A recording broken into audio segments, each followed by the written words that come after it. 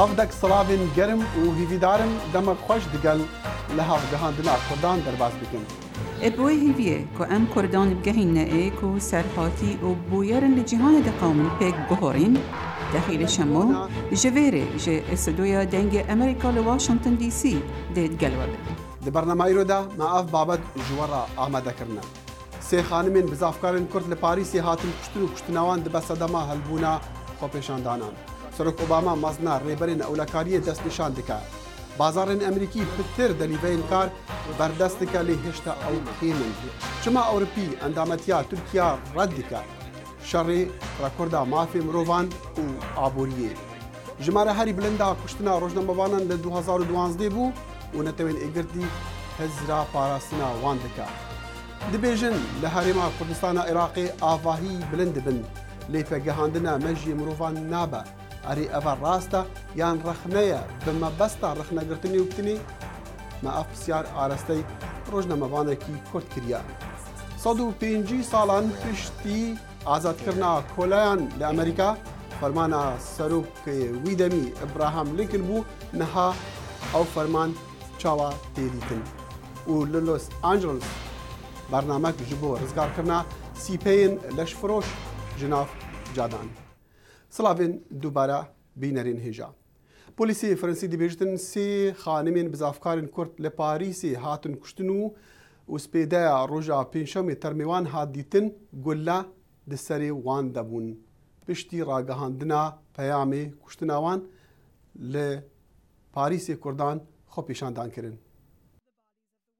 اکج قربانیا ساکن جانساز اندامکا دامزرینه را پارتیا کرکرین کردستان PKK بو.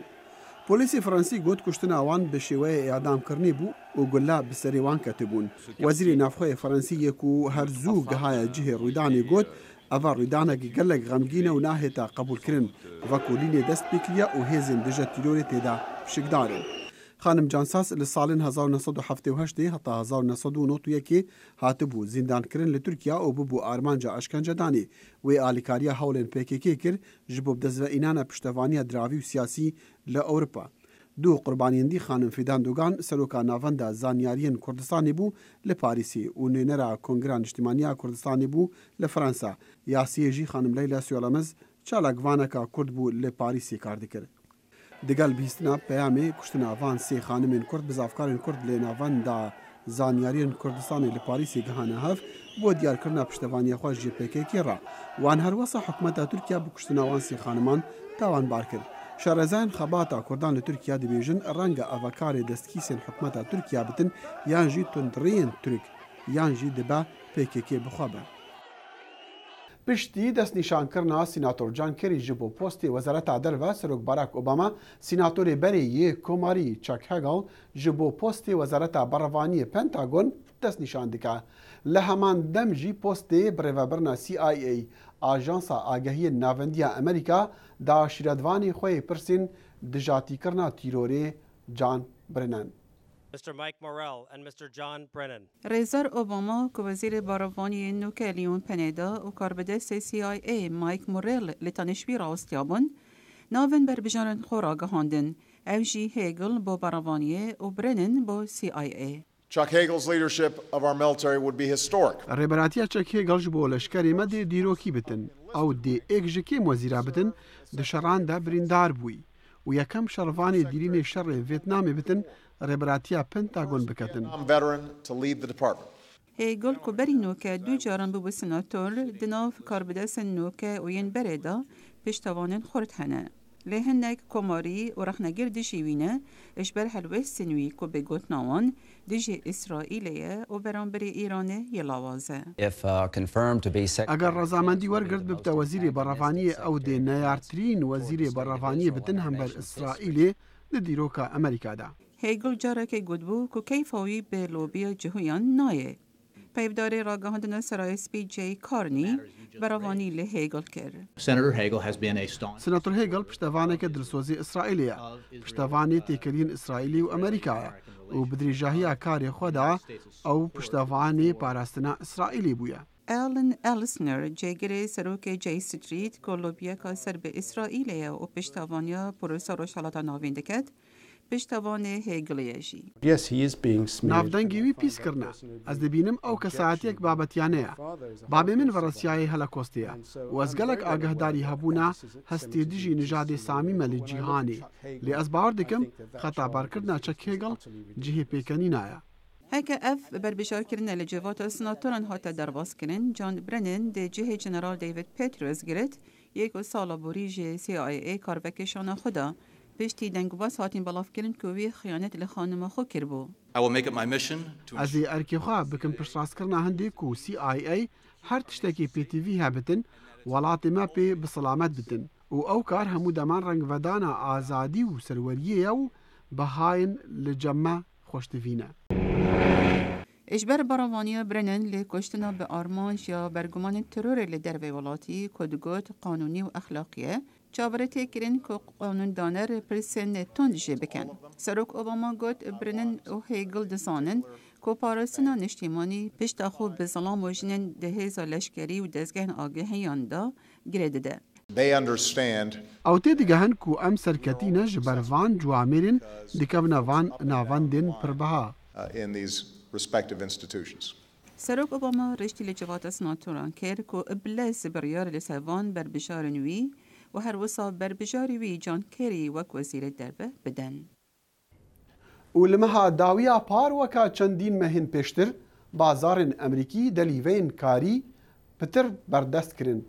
Herçenda 155,000 delîveyên mehaborî nebesin ji bo nizmkirina rêjeya bêkariyê, lê şareza di wê bawerê de ne ku ev e nîşaneka xwedîkar ji cudabûnên siyasî li Washington natirsin. Wergirtina karkeran di kartê taybet de bilind bû. Kampaniyên avakirinê 3,000 danekarî, jêrxane 25,000 û profesyonal û xizmetên rêvebirinê 19,000 danekarî. Aborînaz dibêjin jimarên hikûmetê dilvekerin eger aborî Amerîka li ser vê şopê bidomînitin. So we're creating jobs. Em karan peyda dikin. Aborî hîn baş bi ser xwe ve nehatiye, lê baştir bûye.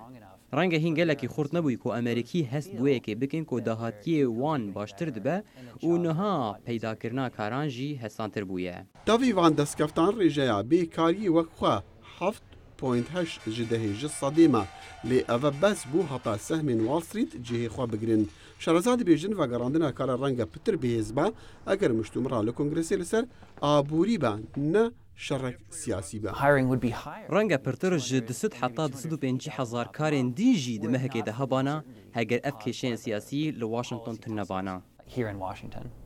Ev kêj ve kêşa dê dirêj bitin û şerê dahatî dê li ser deynê 18 trilyon dolara bitin. Sirokê civata nûneraniyê Komarî Canbeyner nîşanên li berî rawestandina dahatî diyar kirin li demê ku Kongres amadekariyan diketin ji bo bilindkirina astê deyna. Komarî rijdin ku her bilindkirineka astê deyna divêt digel birîna xerciyê rêk bikevitin. Bîneran du mehan piştî yekêtiya Ewropî daxwaza Tirkiyê ji bo endametiyê red kirî careka din ji ber rêkorda wê ya xerab ya mafê mirovan û ferq û cudahiyê Enkerê bixwe raportek nû berember wêna weşandiye dev diha avêtin êketiyê û hîvî dike li demê serokatiya Ireland ya yekêtiyê hewla endametiya Tirkiyê vegerte ser rêka rast. Erê yeketiya Ewropî çi ji Tirkiyê divê û çima wê ji xwe dûr dixe? Ez bawerim yeketiya Ewropa hewl nade ku Tirkiye ji xwe dûr bêxe. Lê netfaqeya di navbera yeketiya Ewropa û Tirkiye di wê de ye ku Tirkiye dixwaze li gor pîvan û prensîpên xwe bikeve yeketiya Ewropa. Yeketiya Ewropa hindek pîvan û prensîpên xwe hene. Ew mijar di civînên pêşî de bi Tirkiye re hatine rojevê di sala destpêka sala 2002-2004 dema pêvajoya nêzîkbûna Tirkiye bi awayek fermî dest pê kirî, bi awayekî eşkere Tirkiye re gotine ku çi reforman divê bike. Tirkiye dixwaze bi hin reformên serveyî, hindek reformên rûhaletî bi yeketiya Ewropa re bibe yek û ew jî li gor pîvanên yeketiya Ewropayê hev nagirin. Bervê jî ez bawerim netfaqî nedi hindê de yeketiya Ewropa nexwaze, lê Tirkiye nexwaze guhartinên bingehîn bike ya ji bo vê yekê carê amade nîne, carê negihîştiye. باشە شەکردنا ئابووری تورکیا هەمبەر ئالۆزیین دراوی و ئابووری لە ئەوروپا نەسە دەمەک ڕاستبینەک و ئەوروپی تورکیا ڕاکێش نەخوا؟ مەسەلە ئەوەیە و پێشڤەچوونە ئابووریا تورکیە نە لەسەر پیوانێکە خواگەرە پیوانێکە بە ئستقرارە هەنێکی بە ڕەوشە هەرێمە وەگرێدا یەڕاشە دەردورێ بتابێت ئەو دەرپەت و ئیمکاناتێن کو بۆ فیرمایên Türkiye li başûrê Kurdistanê û li Iraqê ve bûnî ew dikare hindekî alîkar be bo pêşveçûna abûriya Tirkiye vekedin Tirkiye abûriyeke xurt e bi istiqrar heta niha nebûye her çend divan çend salê bin hikûmeta Erdogan de pêşketinên gelek baş û balkêş hebûne lê prensîp bingehîn ew ye ku pêşveçûna abûriya Tirkiye li ser pîvaneke abûriye ku cêbaweriye be nebûye her çend Tirkiye gelek pêşveçûye ber hindê jî ez bawerim برسکرێکا سەرەکە دەناوبەرە تورکیە و یەکێتی ئەوروپادا مەسەلا پێشبەچوونە ئابووریە نینە مەسەلا ڕەفۆرمێن سیاسیە و تورکیا جارێژ بۆ vê yekê ئامادەیە مخابن ژمارە هەری مەزنا ڕۆژنەمەوانên زیندان کری لێ تورکیە لێ ئیرۆ مە راپۆرتێک لەسەر کوشتنا ڕۆژنەمەوانە هەیە لە سەرانسەری جیهانی ساڵا 2012 خوێناویترین ساڵ بوو ji ڕۆژنەمەوانان ڕا بەتر ji 100 ڕۆژنەمەوان لە دەمێ کارێ خوا هاتنە کوشتن لەوان نەتەوێن ئێگرتی ژی هەوڵەک نه دەست پێکردە ji بۆ باشکردنا دەستوردارێ سەلامەتیە ڕۆژنەمەوانان لە سەرانسەری جیهانێ لە مانگی دوی ڕابردووە شاری حمص بردومان دەکرێت ئەو باڵەخانەی کارمەندانی میدیای بیانی تیادابوون بەر بردومان کەوت و ماری کۆڵبن پامنێری ناوداری سەندەی تایمزی تیادا کوژرا لەگەڵ ڕێمی ئۆشلێک ڕۆژنامەوانی فەڕەنسی و هەروەهاش پۆل کۆنڕۆیی وێنەگری سەندەی تایمز بریندار بوو لەو ڕووداوەدا ڕاستەخۆ تەقە ji cihekî li me hatekirin lingê min birîndar e ez bawer dikim heval me Mary Colvin hat kuştin û rêmê jî hatiye kuştin لەم ڤیددیۆیەدا ڕێمی ئۆشلێک نیشان درراوە چەند خولەکێک بەر لەوەی بکوژرێ ئەم ڕووداوە بە ڕووداوێکی سەرەکی ساڵی 2012 دانراوە هەرچەندە هێرشی تریش هەبوون بۆ سەر میدیاکاران نەتەوەی گرتوەکان دەڵێت زیاتر لە 100 ڕۆژنامەوان لە سووریادا کوژراون لە کۆنفرانسێکی تایبەتدا لە ڤێننا UN پلانێکی بۆ پاراستنی ڕۆژنامەوانان دەست پێ کرد یا PTV ئەوە حکوومەت و میدیا خەلکی ئاگەهداری تێکەلیان نێڤبەرا کوشتنە ڕۆژنەمەوانە و تێکدانا ڕۆلێ قانونی و تەنەهەیە تەڤایە جیهانێ بکەن لە مانگی دەدا کارمەندانی میدیا لە کۆلیژی BBC بۆ ڕۆژنامەوانی کۆبووبوونەوە بۆ تاوتوێکردنی هێرشکردنە سەر ڕۆژنامەوانان لە ساڵی 2012دا نزیکەی 20 ڕۆژنامەوانی سۆمالیایی کوژران نەبەس ڕۆژنەمەوان لە سۆمالیا بگولایە هاتنە کوشتن بەڵکو سەرێوان تێبڕین بە هەمان شێوە میدیای پاکستانیش لە ژێر هەڕەشە و مەترسیدایە بەهۆی ڕووماڵکردنی ڕووداوی تەقلێکردنەکەی تالیبانەکان لە مەلالە یوسف کە ئێستا نەخۆشخانەکەی بەریتانیایی جێهێشتووە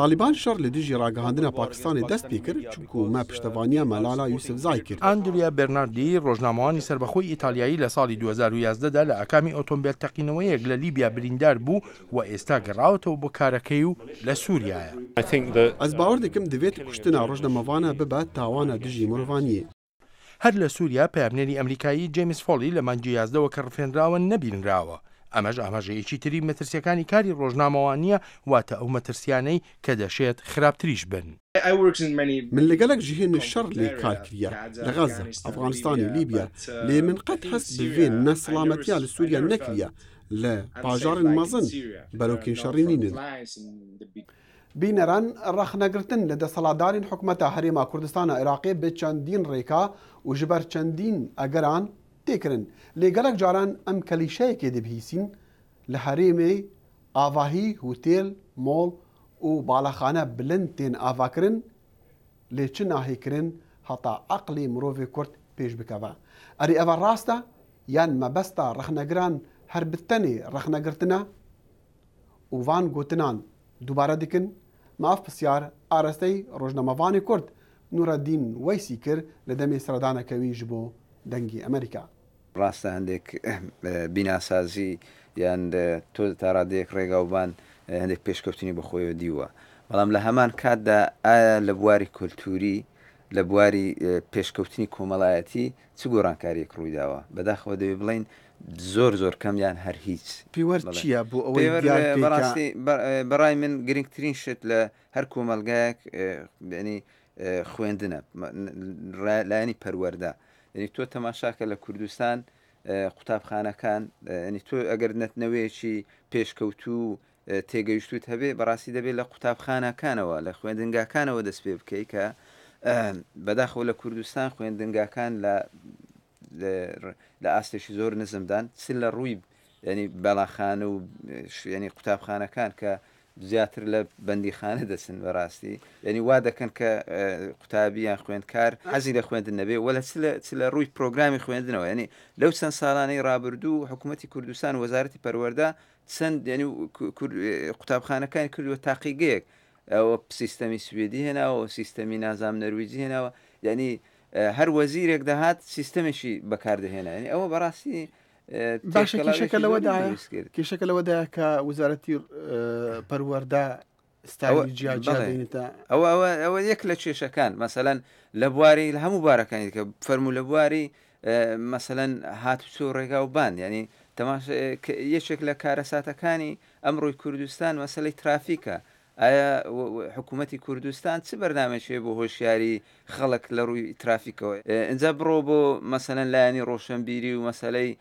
مەسەلەی کولتوری ئایا وەزارەتی ڕۆشنبیری چ پلانێکی کولتوری هەبووە کارنوورەدین من پێم وایە پێگەیاندنی عەقلی مرۆڤ پرۆسەیەکی سروشتیە ڕاستە باسی پەروەردە بکەی باسی سیستەمی خوێندن بکەی ئەو شتانە بەڵام دیسانەوە ئەمە پرۆسەیەکی سروشتی یارە من لەگەڵ ئەوەمە ینی هەر کۆمەلگایەک دابوونەریت و یان بڵێن بارودۆخی تایبەتی خۆی هەیە بۆ پێشکەوتن لەوانەیە تۆ مەسەلەن نەتوانی ئەو پێشکەوتنە خێرایی کە لە وڵاتێک پێشکەوتو یان کۆمەلگایکی پێشکەوتو لە کوردستان بە هەمان شێوە بە شەو ڕۆژێک نایێت بەڵام لە هەمان کاتدا بێگومان ئەرچی حکوومەتە کە بەرنامە و پلان و سیاسەتی دیاریکراوی بۆ پێشکەوتنی کۆمەلگا هەبێت چونکە حکوومەت بەرنامەدا دەڕێت باشە من شتێکی تر یان بە کورتی کاکنوردین باسی ئەوە ستایلی خەلیجی دەکری لە باڵاخانە دروستکردنی باڵاخانە و جلوبەرگ و ئەو شتانە بە تایبەتی خانمان ئەمەش تا چەندێک ڕاستە بەداخۆ پێدەچێت حکوومەتی کوردستان و بەرپرسەکانی زۆرتر مەسەلەن بە مۆدلی وڵاتانی کەندا و خەلیج ینی سەرسان بن دانەوێت کوردستان بکەن بۆ نمونە بە کولتورێکی ینی شوێنێکی وەکو دووبەی کە خۆمان دەزانین کۆمەلگای خەلیجی کۆمەلگایەکە ینی تەنها بەکاربەرە ینی پشت بە بەرهەمی نابەستێت ینی شارستانەتی بۆی دێتەوە ئامادەیە قەت بەشداری نەکردووە لە کوردستان کۆمەلگایەکی تەمبەڵ دروست دەکات کۆمەلگایەکی کە تااقەت هیچی ینی هەم چاوەڕێدا ئەمە چاوەڕی لە دەستی خەڵکە چاوەڕی لە دەستی حکوومەتە ینی تۆ تەماشاکە ئەو هەموو ینی هەزاران خەڵک لە کوردستان موچەخۆری دەوڵەتە ینی دەوڵەت خۆی بە بەرنامە ینی زۆر جارگلەیش دەکرێت بەرپرسان دەڵێن کاکەەوە بەشێکی زۆری بودجێ بۆ ئەو مەسلەی دەڕۆ بەڵام ئەوە خۆی حکوومەتە خەڵکی زۆرتر وا ڕاهێناوە تەنها چاوی لە دەستی حکوومەت و موچە بێت بینەران لەوان دوماهیان ئەمریکیان بیرەوەریا 105 ساڵیە ڕاگەهاندنە ئازادیە کۆلەیان لە ئەمریکا کرد ئەو ڕاگەهاندن بە فەرمانە سەرۆکێوی دەمی یە ئەمریکا براهەم لەنکن بوو و لە سەردەمێ شەڕی نافخۆی ئەمریکا بوو وێ فەرمانەی کۆلا لە ویلایەتین باشوور ئازادکردن ئەرێ نها ئەو چ واتایە دەدا وەرن ئەم vê راپۆرتی پێکڤە تەماشە بکەن ڕۆناڵد بارکسدێڵ ئێکە جوان تایبەتمەندین ڤاکۆلینە لەسەر بەرەبابا دیکە وی ڕەهن بابکالکن خوا دیتن لە ویلایەتە جۆرجیا لەسەر دەمێ شەڕی نافخوا کالکنوی دیگەل کۆلە و بەنیەن دی لە باشوور هاتن ئازادکردن پشتی سەرۆکلەنکن لە ساڵە 1863 فەرمانە ئازادکردنەوان دای وێ ڕاگەهاندنێ تەڤایە کۆلەیان ئازاد نەکرد لێ پشتی 2 ساڵان بوو ئەگەرا گوهڕینەکە دەستوری کۆلەتی بربەند کرد لە بیرەوەریا 105 ساڵیە وێ ڕاگەهاندنێ داکیومنتێن ڕاست لە ئەرشیفا نیشتیمانیە واشنگتن هاتنە نیشاندان ئەم گورزەی پێنووسەکەی لینکن لە ساتە وەختێکدا بووە شەڕی ئازادی مرۆڤ بۆ نزیکەی 4 ملیۆن خۆی لە مایی هیوا بوو تۆکمەیدا بە بڕواکەیان کە شەڕەکە بۆ ئەوانە و لە پێناو ئازادیەکانیاندایە ئەو ڕاگەهاندن هاندان بووژ بۆ پەنابەرین ژەڕەه و نژادین دی هەتا ئەمریکا جوان ڕاببە ئەردێت تەنا هەم وەکا جڤاک و هەم وەکا دەلیڤە ژێ کار و ژیانێ ڕا ڕاگەیاندنی ئازادکردنی کۆیلە لە وڵاتەدا ڕێگا خۆشکەر بوو بۆ ئەوەی هەموو خەڵکێک بە ئازادیەکانی بگات، نەک تەنها ئەمریکایی ئەفریقایی. خەڵکی لە وڵاتانی دیکەش هاندران چاو لە ئەمریکا بکەن. ji bo gelek Efrîkayên Amerîka ragihandina azadkirina koleyan yekem pêngava rêkeka dirêj bû beref wek heviyê. هەست بە شانازی دەکەم بۆ خەباتی باپیرانم چونکە دەزانم ئەوان سەرکەوتوو بوون لە کۆیلەیەتی ڕزگاریان بوو لە ژیانی سیاسی بەشدارن لە خوێندن کاردارن. ئیرۆژی هەر کەس شانازیە bi destkeftên wan dike. Mixabin hinek caran sîpeyên ji dayk û baban cuda dibin û dikevne nav cadan ji leşfiroşiyê re têne rakîşan. Yan jî gelek caran neçar dibin wê rêkê ji xwe re helbijêrin. Lê rêxistiyeka xêrxwaza bi navê zarokên şevê li bajarê Los Angeles alîkariya wan dike heta vegerna xwendinê û vegerna ser jiyana edetî. Îro ev zarok weka sîpeyên dîne, yariyên kompîterê dikin, dixwînin û demê hindê heye hizrên xwe bikin. Berîdemekî nedirêj wana xebata manê li nav cada dikir û bazirganên leşfirotinê ew kontrol dikirin. Alîsa 15 salî ye. Berî salekê xwişkawê ew neçar kir laşê xwe bifroştin û da destê êk ji wan bazirgana. ئەو زۆری لە من کرد تا لە ژووری هوتێلەکەدا بمێنمەوە. من نەمتوانی دەربچم، نەمتوانی نان بخۆم و نەمتوانی هیچ شتێک بکەم. من نەمتوانی چیتر لەگەڵ خێزانەکەمدا قسە بکەم. Piştî hatî girtin ew ket bernama zarokên şevê. Ev zarok li xwendingeheka taybetin û wan şîretvanên xwe hene û pêk ve vedigerin jiyana edetî. Em bara pitir wek hevîn, em li hev dinêrîn û me rêz bo hevdû heye. Em li soger dikin ku em hemû lê rewşeka baş dabîn. Em wek malbatekê ne. Gelek Emerîkî dibihîsin ku qaçaxçiyatiya mirovan bo mebestên seksî li Asya heye. Lê li Amerîka ew sîpeyên ji mal derdikevin û direvin dibina qurbanî. کاتێک سەیری قاچاقچێتی نێونەتەوەی بە مرۆڤەوە و سەیری قوربانیەکانیش دەکەین زۆر جار سەدان و هەزاران قوربانی قاچاقچێتی بە مرۆڤەوە لێرە لە لۆس ئانجلس لەبیر دەکەین و هەروەها لە ناوچەکانی تری جیهانیش.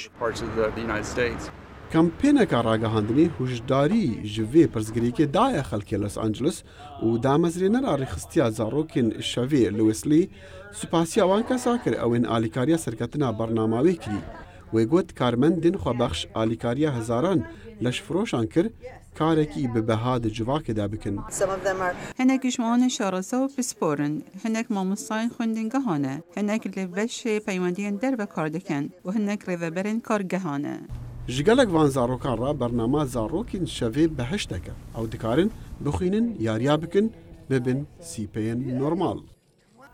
Bîneran heta demek diyê li hevgihandina Kurdan em hîviya jiyanek xweş ji we re dikin. Ev bername tê weşandin li ser malperê dengê Amerîka û li ser Facebookê jî.